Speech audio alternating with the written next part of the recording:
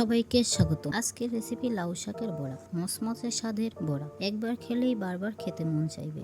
লাউ শাক ধুয়ে কুচি কুচি করে কেটে নিলাম।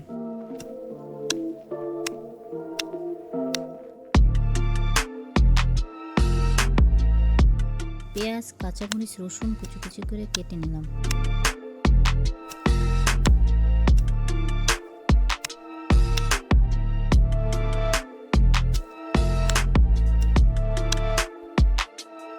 তিন ভাগের 2 ভাগ ডাল আর 1 ভাগ আতপ চাল ধুয়ে ভিজিয়ে রেখেছি 30 মিনিটের মতো।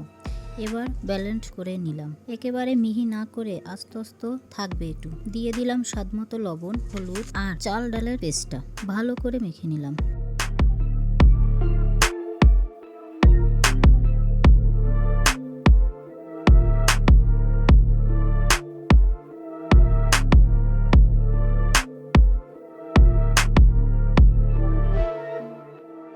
কড়াইতে তেল দিয়ে দিলাম। তেল গরম হয়ে গেছে। এবার গোলাকার শেপ দিয়ে শাকগুলো দিয়ে দিলাম। অল্প আঁচে উল্টিয়ে পাল্টিয়ে মচমচে করে ভেজে নিব।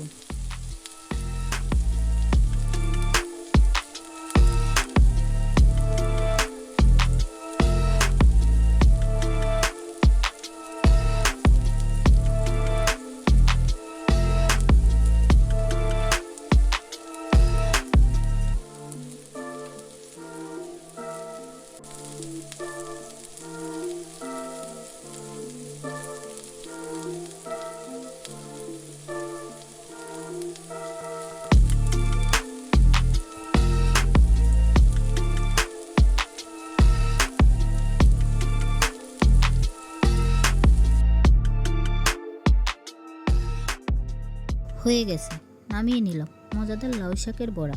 বন্ধুরা, তোমরাও এমন করে বিকালের নাস্তা অথবা বাচ্চাদের টিফিন তৈরি করে নিতে পারো।